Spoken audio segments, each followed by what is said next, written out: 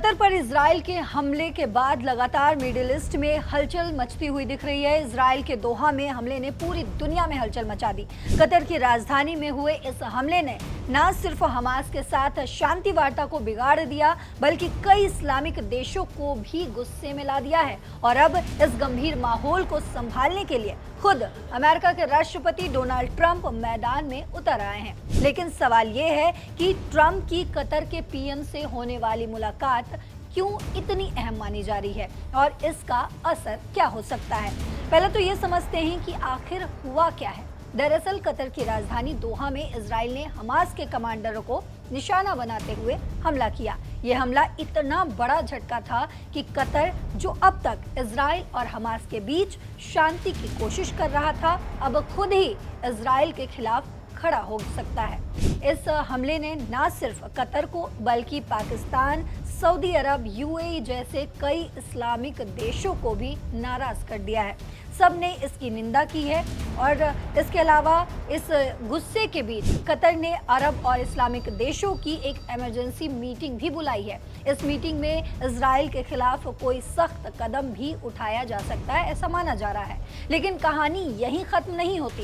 इस तनाव को कम करने के लिए डोनाल्ड ट्रंप खुद आगे आए हैं। आज न्यूयॉर्क में उनकी कतर के प्रधानमंत्री शेख मोहम्मद बिन अब्दुलरहमान अल थानी से मुलाकात होगी। अब सवाल कि आखिर ये मुलाकात इतनी खास क्यों है। दरअसल ट्रंप पहले ही इजराइल के इस हमले को गलत बता चुके हैं और कतर का समर्थन कर चुके हैं। माना जा रहा है कि वो इस मुलाकात में कतर को शांत रहने का संदेश दे सकते हैं और इजराइल पर दबाव भी बना सकते हैं। वहीं कतर के पीएम चाहेंगे कि इस मीटिंग का इस्तेमाल इजराइल पर और दबाव डालने के लिए हो।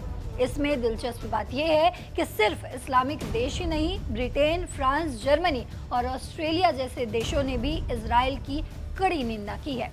और इतना ही नहीं, 5 यूरोपीय देशों ने तो ये तक कह दिया है कि वो संयुक्त राष्ट्र की सितंबर की मीटिंग में फिलिस्तीन को मान्यता देंगे। यानी इजराइल पर अंतर्राष्ट्रीय दबाव बढ़ता जा रहा है। आपको बता दें, कतर के पीएम का शेड्यूल भी काफी व्यस्त माना जा रहा है। वो शुक्रवार सुबह वाशिंगटन पहुंचेंगे, जहां वो अमेरिकी विदेश मंत्री मार्को रूबियो और उपराष्ट्रपति जेडी वेंस से मिलेंगे। फिर उसी शाम न्यूयॉर्क में ट्रंप और मिडिल ईस्ट के दूत स्टीव विटकॉफ से भी उनकी बातचीत होगी। तो कुल मिलाकर ये मुलाकात मध्य पूर्व के हालात को शांत कर पाएगी या और तनाव बढ़ाएगी। क्या ट्रंप कतर को शांत कर पाएंगे या इजराइल के खिलाफ और देश एकजुट हो जाएंगे? ये सब जानने के लिए हमें इंतजार करना होगा। लेकिन फिलहाल इस रिपोर्ट पर, इस खबर पर आपकी जो भी राय हो कमेंट बॉक्स में जरूर लिखते जाइएगा। मेरे साथ इस खबर में इतना ही। देश और दुनिया की बाकी खबरों के लिए देखते रहिए दैनिक जागरण। नमस्कार।